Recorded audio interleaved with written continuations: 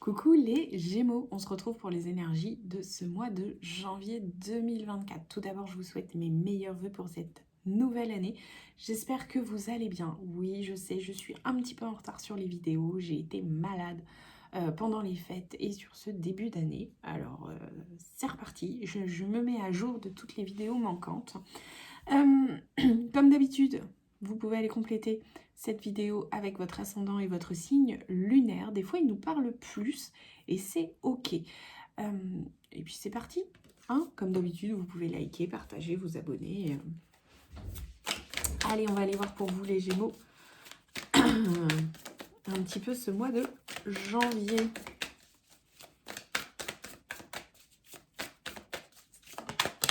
Ok. Le 7 d'épée, les Gémeaux. Alors, ce 7 d'épée, c'est pas forcément la plus sympathique des cartes. Il y a quelque chose de l'ordre de ne pas se sentir à sa place, de ne pas être à sa place, d'être un petit peu perdu, ouais, on a en fait ce personnage-là qui... On ne sait pas trop ce qu'il vient faire là en fait. Vous voyez un petit peu le truc, on ne sait pas. On ne sait pas s'il vient pour essayer de voler quelque chose, faire un cambriolage. On ne sait pas s'il vient juste regarder, s'il vient voir quelqu'un. On, on est un petit peu dans un entre-deux en fait. Il porte sa capuche, hein, donc on a vraiment cette sensation où il se cache. Donc on a vraiment cette idée de... On ne sait pas trop sur quel pied danser. Voilà. Donc ça peut être un petit peu ça la thématique de votre mois de janvier, les Gémeaux. On ne sait pas trop sur quel pied danser. On peut avoir ce côté où on était parti sur un truc et puis on a envie d'autre chose et puis on part sur autre chose et on a envie de revenir à ce truc. Vous voyez un petit peu cet entre-deux là qui balance constamment. Alors, on peut on peut supposer, mais alors vraiment on peut supposer, hein. Donc on voit qu'il se cache, hein, il porte sa capuche alors que là il y a une caméra. On peut supposer quand même qu'il sourit légèrement. En tout cas, c'est ce qu'on peut imaginer en regardant la carte. Donc on peut se dire que soit il est très content de ce qu'il fait, soit il a un petit côté un petit peu espiègle. En tout cas, ce 7 d'épée, c'est vraiment ne pas trop savoir, être aussi un petit peu dans tout ce qui est trahison, jalousie. Ouais, se sentir aussi trahi. Trahi par soi ou se trahir soi-même aussi. On peut s'auto-saboter, pourquoi pas. Voilà.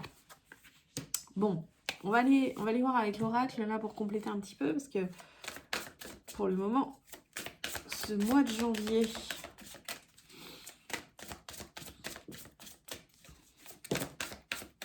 n'est pas le plus rigolo pour vous. Ok.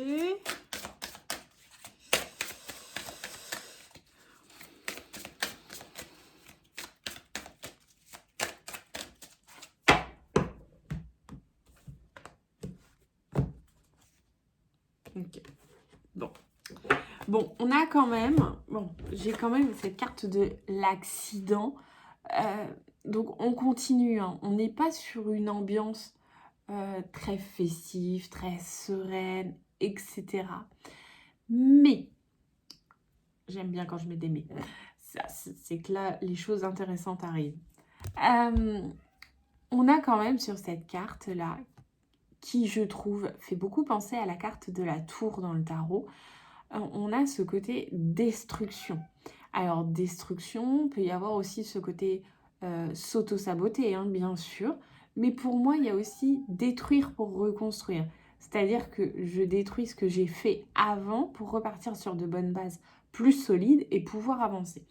Ce qui est d'autant plus mon idée, puisque après j'ai quand même cette carte de la beauté qui vient compléter cette carte de l'accident.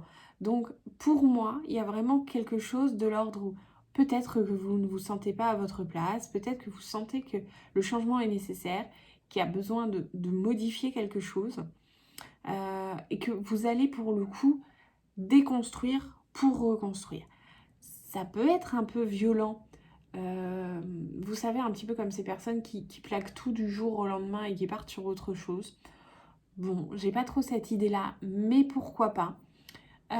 Mais j'ai vraiment ce côté où il y a quelque chose qui va pas, il y a quelque chose qui ne vous convient pas et que vous avez vraiment besoin de détruire ce quelque chose en fait pour le reconstruire derrière, pour repartir sur de bonnes bases, quelque chose de plus joli, de plus agréable, de plus adapté à votre nouvelle situation, à la nouvelle personne que vous êtes, à qui vous êtes ou qui vous avez envie d'être.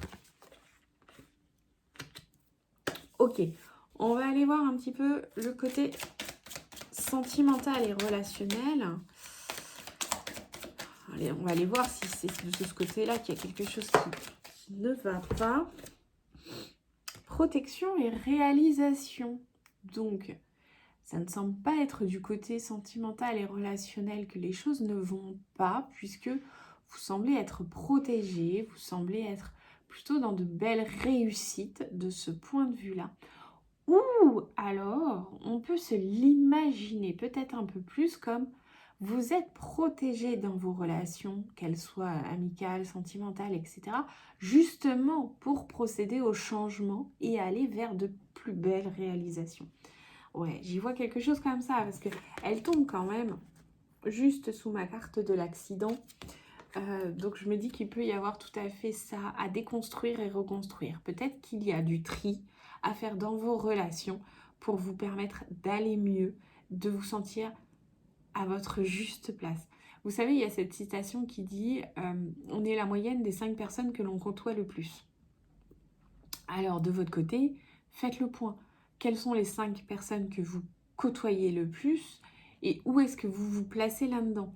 Est-ce que c'est quelque chose qui vous convient ou pas? Si c'est pas quelque chose qui vous convient, eh bien ça veut dire qu'il faut changer ce cercle de 5 personnes, qu'il faut le modifier, qu'il faut le faire évoluer, aller vers des personnes qui vous tirent vers le haut. Donc voilà, c'est ça qu'il faut voir et c'est certainement là-dedans qu'il y a cette forme de protection à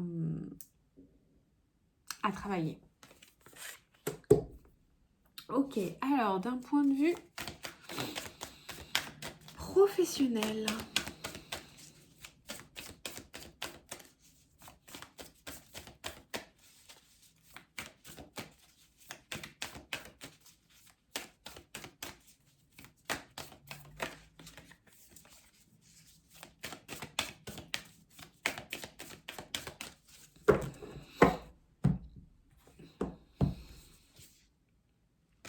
Paroxysme de passion en vue. Ok, d'un point de vue professionnel, ça semble aller bien. C'est pas là où il y a un problème, ou en tout cas, mais comme pour comme pour la sphère relationnelle et sentimentale, paroxysme de passion en vue, d'un autre côté, ça veut dire que vous n'y êtes pas encore. Et donc, pour y aller, il y a peut-être des changements à faire. Peut-être qu'il y a des petites choses à modifier. Elle me fait penser à cette carte de la beauté, en fait. Vous y êtes pas, mais vous y allez. En tout cas, à la fin de ce mois de janvier, il y a vraiment des choses qui vont s'être mises en place pour vous permettre d'avancer mieux, d'être plus serein et d'être vraiment dans une atmosphère très agréable sur la sphère professionnelle. Pendant que je battais les cartes là, j'étais en train de regarder les cartes d'avant de l'oracle et c'est assez drôle, et je vais vous en parler. D'un point de vue numérologique, 3 plus 8, ça fait 11. Ok, donc le 11 déjà c'est un maître nombre en numérologie, donc c'est un maître nombre assez puissant. Mais ce 11 fait 2. Donc il parle quand même bien de relationnel, de sentimental, de connexion à l'autre, de relation à l'autre. Donc on est vraiment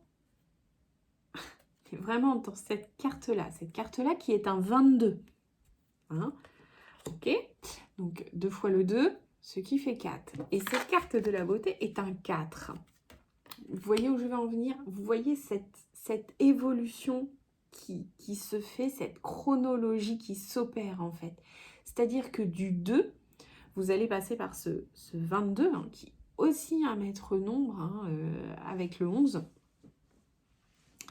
et qui, lui, une fois travaillé là-dedans, va vous amener vers ce 4, la beauté, et donc le 4, la structure aussi, les choses bien structurées, les choses assez carrées. Alors, ça peut être rigide, peut-être un peu trop rigide pour vous, les Gémeaux, mais ça vous donne en tout cas ce cadre.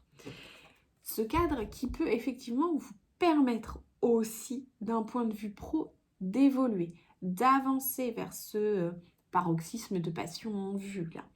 Ce que je vous ai dit tout à l'heure, on est la moyenne des 5 personnes que l'on côtoie le plus. Donc si les 5 personnes que vous côtoyez vous tirent vers le bas, il est important de changer vos relations. Et ça peut aussi tout à fait avoir un impact sur le domaine professionnel, puisque les collègues sont des personnes que l'on côtoie beaucoup aussi. Et donc il faut voir où vous vous situez là-dedans et comment ça vous permet d'évoluer. Ok, d'un point de vue santé bien-être,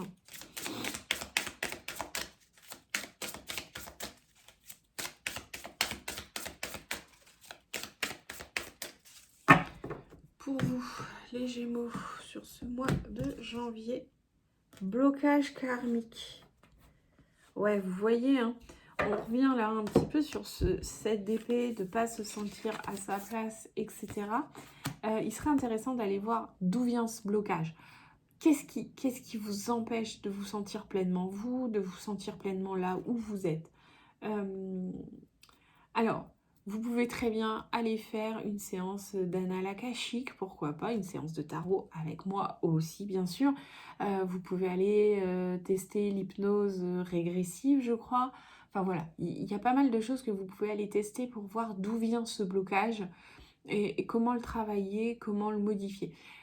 En dessous, on parle d'instant présent, donc ce qui est vraiment important, c'est de se connecter à l'ici et maintenant, à aujourd'hui, à ce que vous faites en ce moment, pour vous sentir pleinement vous, pleinement à votre place. Ok les Gémeaux, je termine ce mois-ci avec une carte message. Ok, hop, il y a une carte qui a sauté. Tolérance. La critique est un poison, source de tension et de conflit. Sors-la de tes pensées et de tes paroles. La paix est un esprit ouvert, attire toutes les possibilités. Je vous la relis et je termine là-dessus et je vous dis au mois prochain. Tolérance. La critique est un poison, source de tension et de conflit. Sors-la de tes pensées et de tes paroles. La paix est un esprit où attire tous les possibles. La paix et un esprit ouvert attirent tous les possibles. Sur ce, je vous dis au mois prochain. Bye.